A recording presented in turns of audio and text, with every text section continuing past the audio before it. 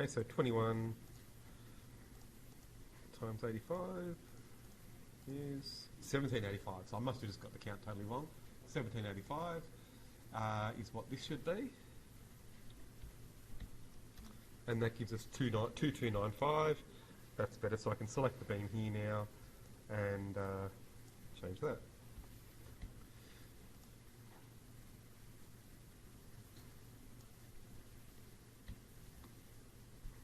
That looks better already. Back into the 3D view, and again we've got the beam there, and you can obviously copy that into all the other bays the same way. So what I'm going to do now instead, because you can, I'm sure, do that, is just go and put in these other things that we can see. If I can get a good view of it. So we've got the two walls, which also they're really windows. So you could make a window family for those that would work really well, and that is something I would definitely think about. But looking at the other shop fronts, you've got really quite a few different configurations there, and it's very hard to do lots of window families that are different, or to do each of these would be a lot of work.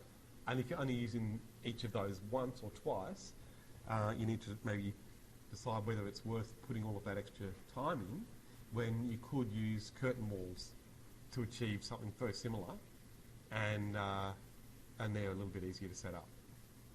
But they're one-offs. That's really the trade-off. Oh, of course, yeah.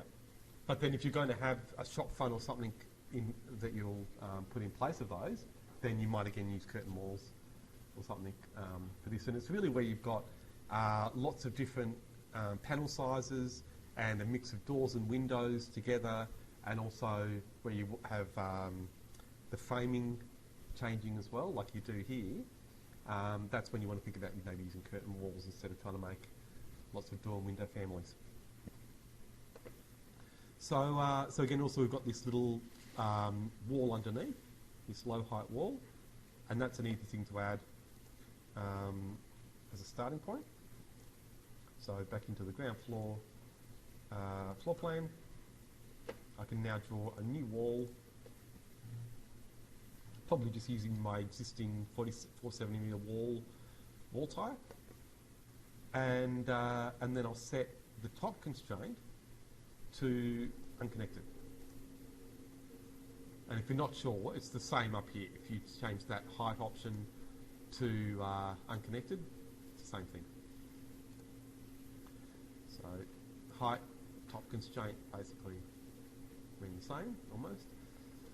And then with finished face exterior, I can draw along this edge here. Oh, no, sorry, before I draw, sorry, I forgot my height is on unconnected, but I haven't changed that value. That should be about 1,000, or actually lower. Let's say 800. I'll confirm that in a second. And then I can just trace, if it's on finished face exterior, along the edge there, and make sure it's going to the inside. So then I'll, as normal, check that in 3D. So it's high, it's too high, but that's an easy thing to adjust now. If we look at this, well, again, it's funny, sloping, we'll have to really look at the way that slope works after a little while, but for now, I'll just say 1, 2, 3, 4, 5, 6, 7 bricks will do.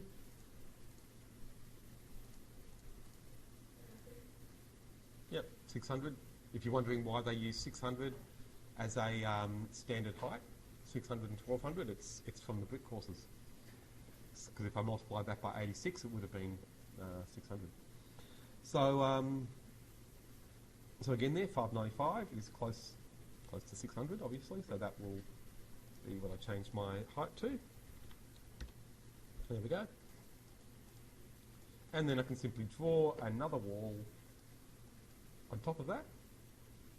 So with the wall tool again, this time using curtain wall 6mm thick glazing just to do plain glass.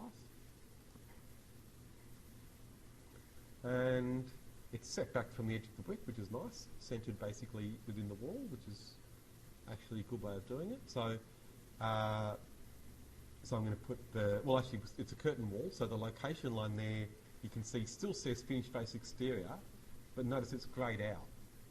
And the thing you've got to remember with curtain walls is that they're always centre line. They're always wall centre line, no matter what the location line was set to before. And so then I'm going to change the base offset to, what was it, 600? Or 800? 600. Yeah, 600. And then the top offset, I'll change to unconnected, and I'm going to guess it's going to be maybe 1800 or something like that, but I'll probably adjust that once I've made it. So then I'm going to trace now the centre of that lower wall, and just make sure that my glass goes to the left of that centre line. So the glass is sitting towards the outside. And then I can go into my 3D view again. I can see the wall there, and I can now select it and adjust the height, probably just by stretching with the arrow so that it snaps to the bottom of the beam. And that should be the bottom. Well, pretty close to it. What I might do then, in the west elevation, I can select the wall and yeah, there we go, got the top of the flange, so I can just stretch that down to the bottom. That's better. And you should get a round number. When you start to see funny decimals, that's usually a sign it's missed what you were going for. So it's a little bit off the centre of this beam.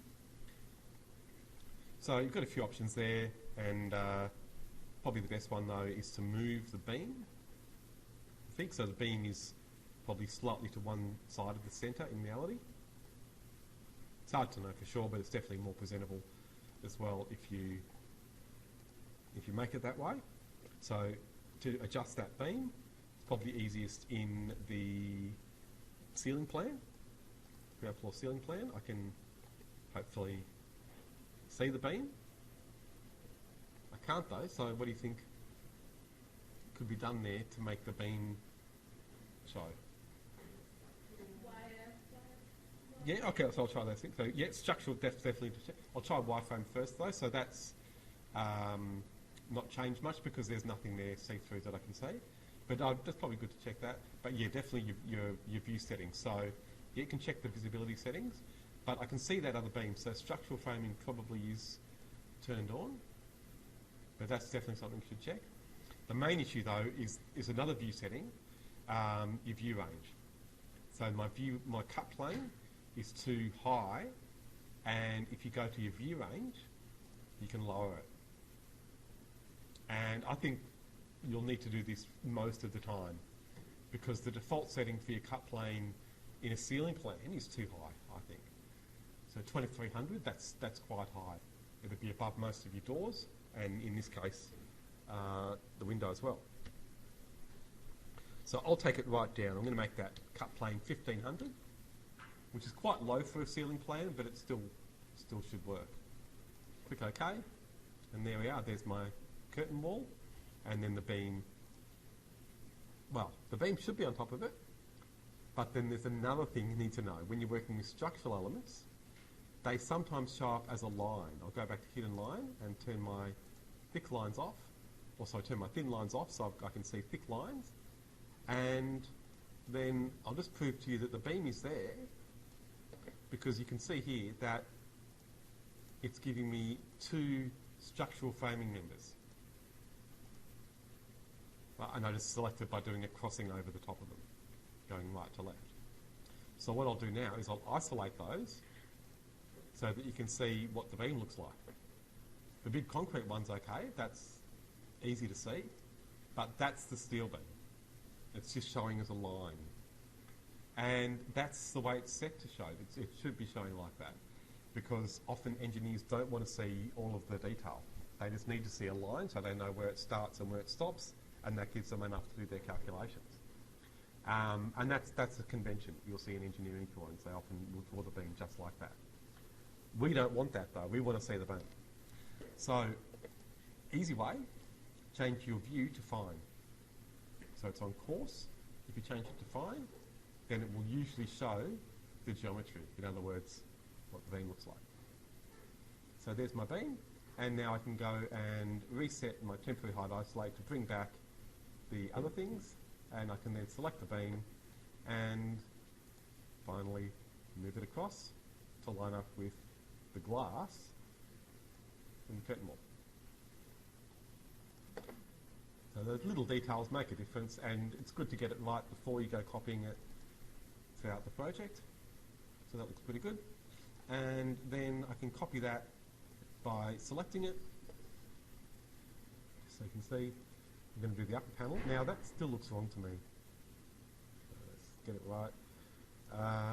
Yeah, it just looks a bit too low. Yeah. Yeah, that's right, yeah. Yeah. Down further, yeah. Yeah. Yeah, so that, yeah, this one definitely looks too small, but then the top, the proportions, see this looks more like a rectangle, whereas what I've done is more like a square. So I think I need to bring that up even more, and I might do that, even though I probably have got it wrong and we'll need to change a lot of it later. Yeah, I think I'll just eyeball it and say this should be 1900. That's a bit too much. 21. Yeah, that's about right. So then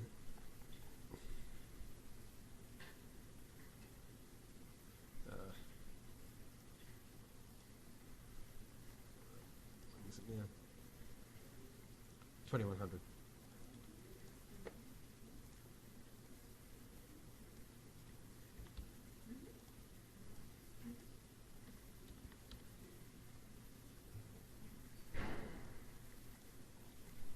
Okay, that might do. It's better than it was. And so, okay, so with that set up, now I can just use a couple of little tricks to put in the curtain wall up the top. And so an easy way is if you use copy to clipboard with the wall. So I've selected the curtain wall up here, copy to clipboard, and then paste a line to same place. So that's a really good option if you don't know, to just copy something in the same location, in other words, on top of the original, and it'll give you a warning. But if you know that it's not a problem, you can usually just ignore those warnings. And so then I can simply use the arrows there to stretch my new wall to line up with the beams. Back into 3D, and I've got glass at the top. So then just looking at maybe some of the other details there, I think it'd be a nice thing to put in the joints. So these glass panels are not like the big, ridiculously huge panels you have in lots of places now, like the Apple Store and all those other things that they can only do because of the massive sheet sizes you can do now. These are more typical, and so it's not a bad detail. I think having some divisions in the glass can be a good thing. And so good practice with the curtain grid tool as well. So you could definitely manually put in curtain grids by just drawing them like this, and then you can make the numbers equal. But you might be thinking, well, we're using a computer to do this. Surely the computer can divide that for us and we don't have to do the maths.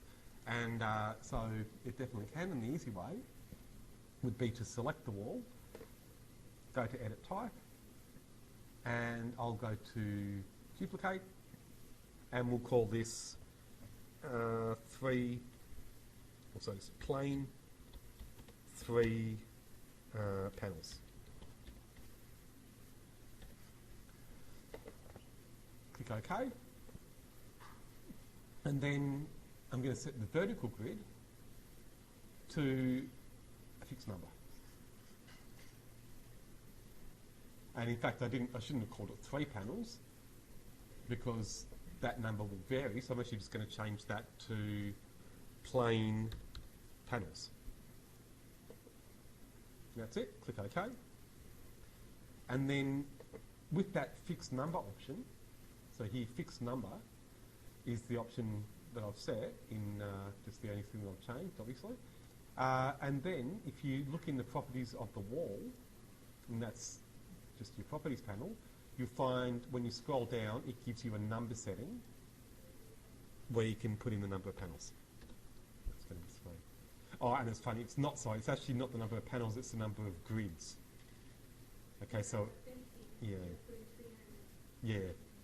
So it's actually, so there you can see we've got 4 panels with 3 grid lines.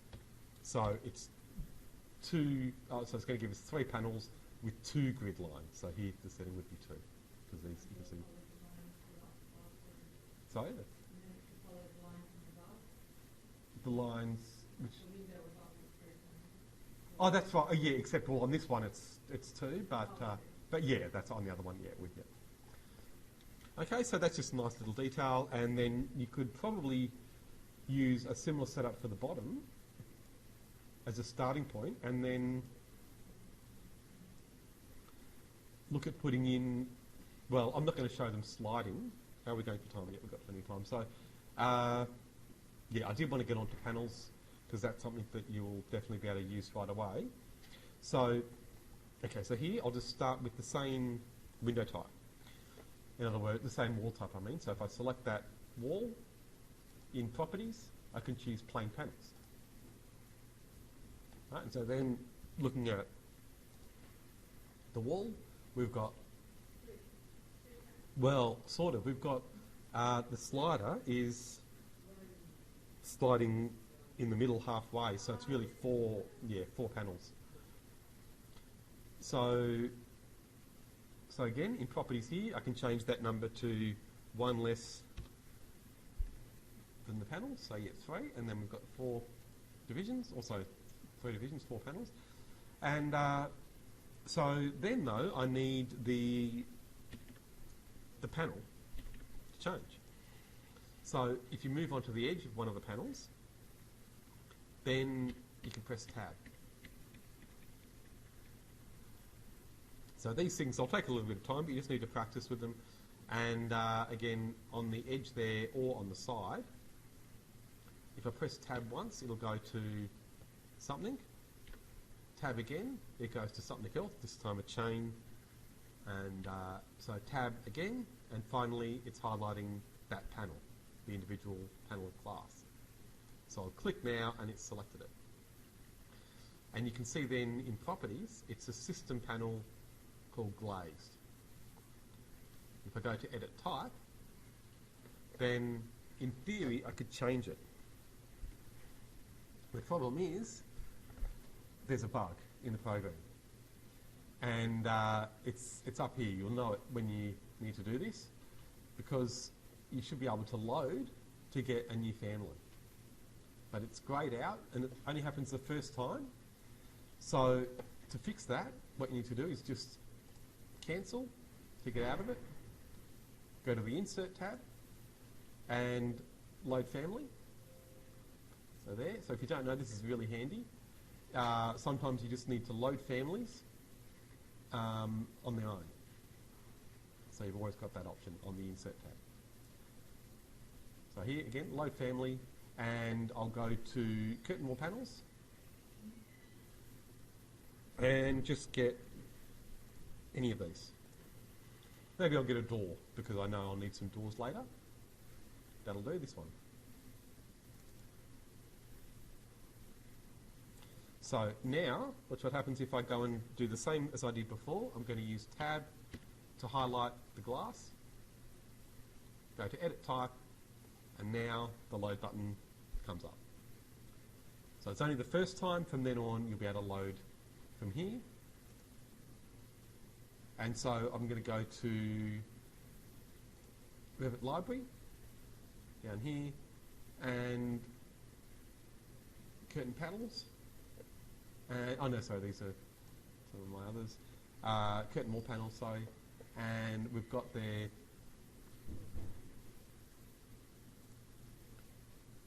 curtain wall window is the one I was going to use, but I'm just going to see, there may be one that's closer. No, that's the closest. Yeah, so if you don't know about these, they're really useful when you're working with curtain walls, all these basic setups, and you can then use them as a starting point and modify them like you do with other families. You could try to use this one. This one's pretty close as well, the door, because it's got the top and the bottom. But with all the extra things that you'll have for a door that you have to take out, it's probably easier instead to use this one, curtain wall window. So I'll load that in. And I'm going to click OK just so you can see what's happened. So it's replaced the panel I had, the plain glass, with the one I've loaded. But now I'm going to do a bit more setup just to make my life easier before I go and turn this into what it should be. So I'm going to select the original curtain wall. I'm going to go to... No, sorry, I skipped a step. So I'm going to select this one. And, yep, so I will go and change this first. It's going to be too confusing otherwise. So yeah, I'll do this one. I'm going to select the window that I've just loaded. And I'll go to Edit Family. And then select the frame in the elevation view, either exterior or interior, it doesn't really matter. I can now, again, while that flame's still selected, go to Edit Extrusion and try my luck and see if I can make it into two shapes. It should let me. So I'm going to start by using Split Element to break the edges on the outside on both sides. Trim to corner, just join them together. Same at the bottom.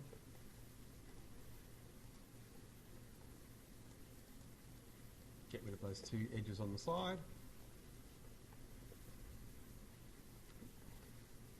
Tick to finish. And then I will also change this sash width property. So I'll do that. Well, I'm going to keep showing the old way. So in family types, I can just go and type in a new sash width there. So we'll try, looks like about 100 to me. There we go. It's a nice easy thing to try. And then my glass as well needs to just be changed. So I'm going to select that. And no, I'm not going to use Edit Extrusion. Actually, I'm going to use the arrows here. So I'm just going to stretch those by dragging the arrow onto the reference plane on the outside. And I will, I'll lock it. Probably doesn't need to be locked, but just in case I'll lock it. So over here again, dragging it, locking. And so I've made a new type of window. Looking at that in 3D. See, that's pretty close to what we need. So I'm going to use Save As, Family, and I will save it into the one called Curtain Panels. So Curtain Wall Panels essentially has all my old curtain wall families that I've made in the past, and then the ones I've made more recently I've just been putting into this one called Curtain Panels. So these are generally newer, and so I'll put this one here as well. So it's curtain wall window top bottom or something.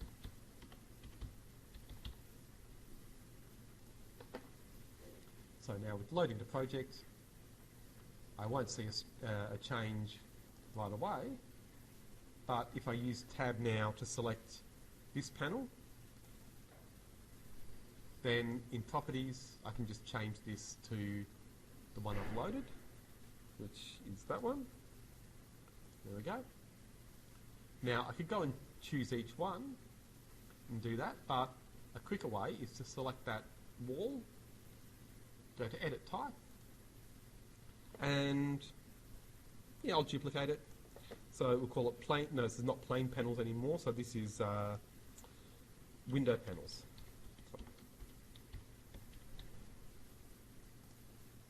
And then you can set a curtain panel there, and I can choose the one that I've loaded. Sorry, which was curtain wall window top bottom. Top bottom. So there we are. Click OK, and they'll all turn into that. That easy. So basically, you can use variations on those steps to make all the shop fronts. The only one that might be a little bit more complicated is one like this, where you essentially have, oh, not like that one, sorry, that's not the one I'm thinking of. Yeah, this one, sorry. So there, where you effectively have a cutout in the curtain wall. But they're not as hard as you might think, because if you just remember that option to edit profile, that works with curtain walls as well.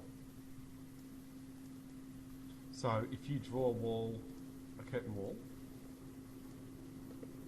so here I've got all my new curtain wall types. I can use that plain panels one maybe as a good starting point now instead of the original.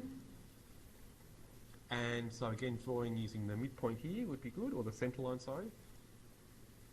Across.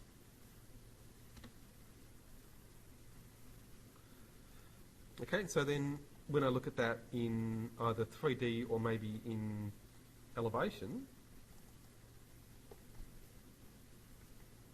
I can see the heights, and it here would start on the ground floor and then go, well, we've got the beam to put in, so I'll maybe just take it to the reference plane for now. But again, all I wanted to show you there is the cutout, so maybe we could divide it by 3. In other words, have 2 grid lines. Why can't I see that? Oh yeah, vertical grid, so 2 grids gives me 3 panels. But are they even? Probably not. Right, so you've got 1, 2, 3, and the 2 doors are even, but the one on the right is yeah, a bit smaller. So, okay, so it's giving me even panels, but you can select a grid line. So see how here I can click on that edge and it gives me the grid, and you can unlock it or unpin it so that it can be different to the others. And then you can come back and make this one, make that even. And it will snap eventually, but worry about that later. So the main thing there is that we are still using those grids to help set out the panels. And then if I select that wall, that curtain wall, just like any other wall, you get edit profile. Okay, so now that I've got that grid line roughly where I want it, I could use pick lines to pick it, or I can draw lines, and then with the normal drawing tools, trim and so on, join them together, tick to finish, and we'll see in 3D. It's got now a cutout in the corner, and I could put in a low height wall there easily. Now, very last thing I'll show you here. There, I've left that division in just because visually it made sense and helped me, but I don't need that anymore because you've got a door family that has a double door just like this. And so if you get rid of that grid line here, just by selecting it, you can, firstly you need to,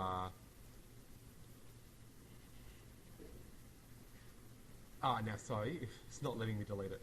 This is me being silly. I've got to select that, that wall and then go to edit type and put the number down, so not edit type, so in properties, put this number back down to 1. Yeah, and that way it should let me. Don't know why it's still not letting me. Yeah, no, that's letting me delete it now. So there we are.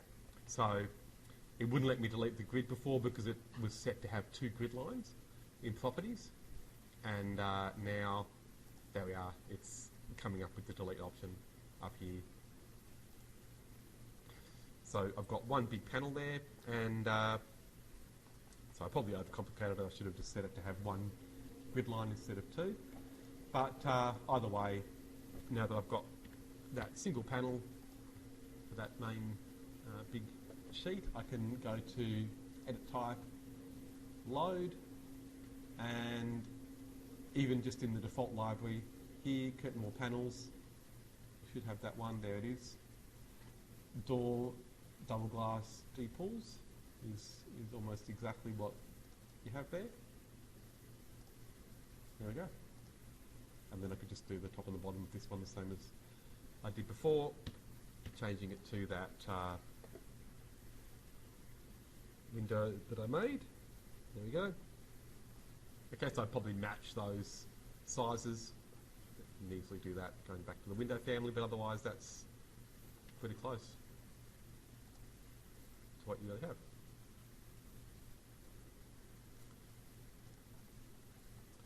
Okay, so hopefully that'll make it a lot easier. Even if you're not going to keep those shop fronts, you'll probably have something similar in place on them. And so you can use curtain walls for lots of those things. Are you doing much retail? You know? No. But it's an option, is it? Yeah. Oh, right, okay, yeah. Yeah. Yeah. Yeah. And that's...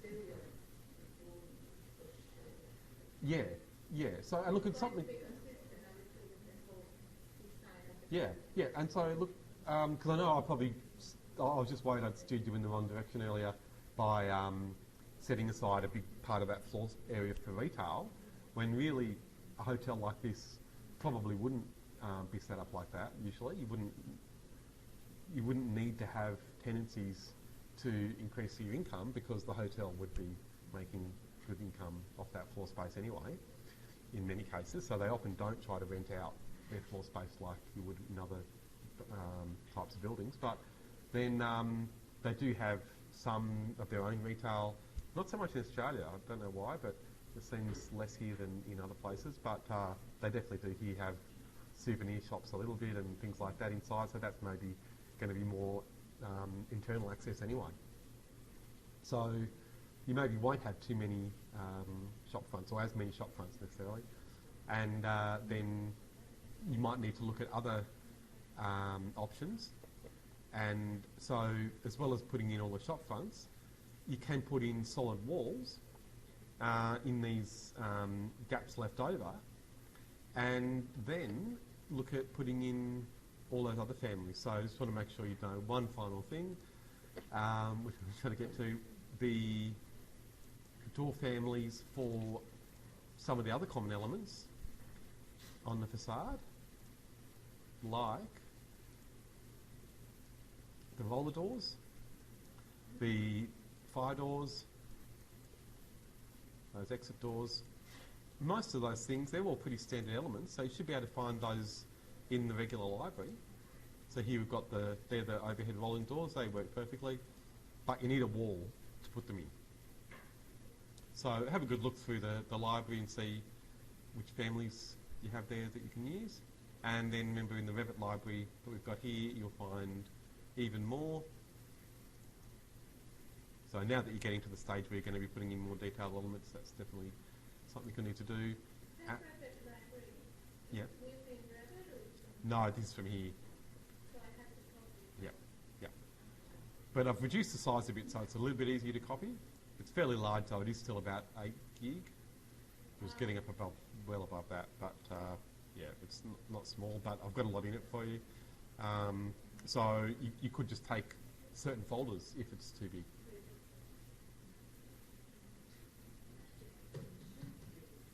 Yeah, oh yeah, hard drive will fit it easy. Easy. Yeah. Just memory sticks will struggle.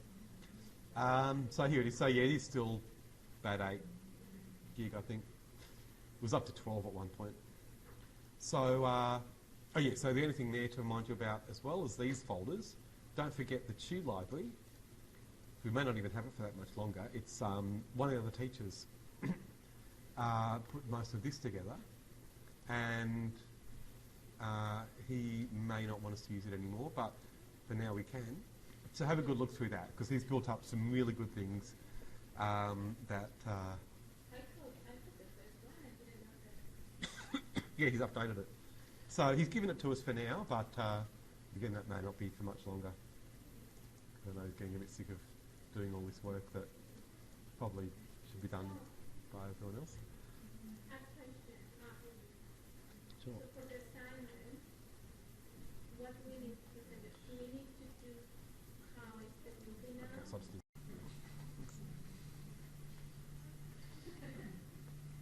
okay, so I've got the beams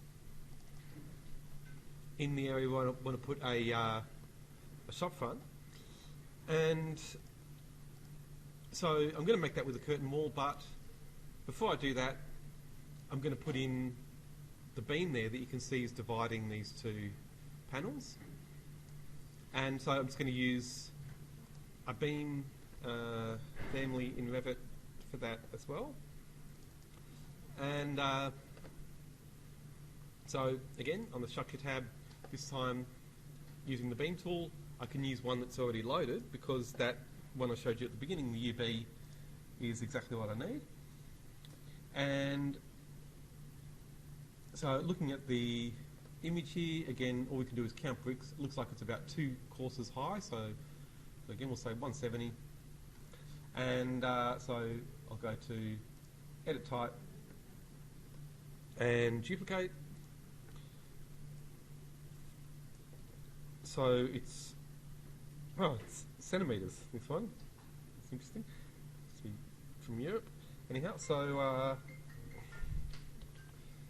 it's going to be UB 3, oh, so no, it's at 170, so yeah, 170 by, I'm just guessing here what the depth will be, but let's look at it. Yeah, it's about 100. So, yeah, I'll say 100. And then I'm not going to worry about the flange or anything, so I'm just going to then change the, so that's my name, 170 by 100. It's only for me to remember, so that's okay. And then I'm going to change the height to, it's got to be in centimetres, so 17. And then the width, again in centimetres, is 10. And I'll just leave everything else. So I'll click OK. So 10 and 17 for the width and the height. And again, OK. And so, again, just looking at the image there. So let's just see. Yeah, OK. So it is centred below the beam I've just made, basically. So I'm going to draw it through the centre line of the inner wall, and then again to the centre line opposite. Okay, so notice it's giving me a warning, and I expected that because I'm drawing it at the wrong height. So as before, need to adjust the height after it's been made, and I'll go to the 3D view, and then you can see it's gone in on the ground floor, and that's common with beams. So engineers, I think, will make levels or at least references for most of the beam heights they need to work with, but for us that's not so important. So often what we do instead is just put the beam in at the height of a level and then come back and adjust it afterwards. And that's definitely all we can do here. So, so again, I have to count bricks. These are from an undefined height because the ground there slopes and we haven't really established that height clearly. So instead I'm going to count down from the top to work this out. So it's going to be, I'm going to count the one side, 1, 2, 3, 4, 5, 6, 7, 8. So my highly accurate guess counting there gives me 26, or between 26 and 28. I'm just going to say in between, split the difference, 27. We might need to adjust this later, but just as a starting point, 27 times 85 gives me 2295 from the bottom of this beam. And to help me do all this working out, I'm going to go into a elevation view, which is going to be west, isn't it? Yeah, my west elevation to see the beam, and then draw in a reference plane and dimension it from level 1 down, and also from the bottom of the beam down, because that's what I measured. So reference planes are really handy just to help you work things out. And so here 2295 is the distance from the bottom of the beam to the reference plane, or to the new beam. So I can select that reference plane now and change the dimension over there to 2295, and that then will give me the dimension from level 1 down to the reference plane. And then I can, so I know now 2085. So back into my 3D view, I can select the beam, and I want to change it now. Before I change the offset, I've got to change it to level 1, because I want to measure down from there. And you'll see in properties it's greyed out. So to change the level of a beam, you do it differently. You need to go to Edit Work Plane on the ribbon. You'll see that up the top. And then you can choose a different level. So you can choose level 1 there. So don't forget that one, really useful. So Edit Work Plane up there, and then now I can put in that value, which was minus 2085, I think.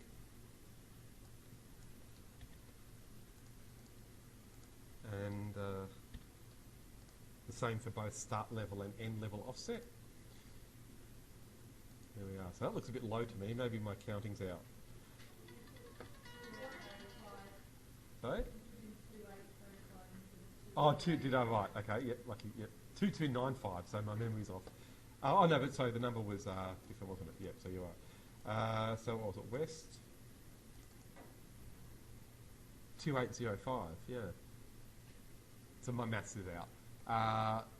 Okay, so let's go and get this right. Well, I think also those changes in height, maybe throwing it off, because I probably need to bring this down as well. But I might just count the bricks over here to see 1, 2, 3, 5, 6, 7, 8, 9, 10, 11, 12, 13, 17, 18, 19, 20, 21.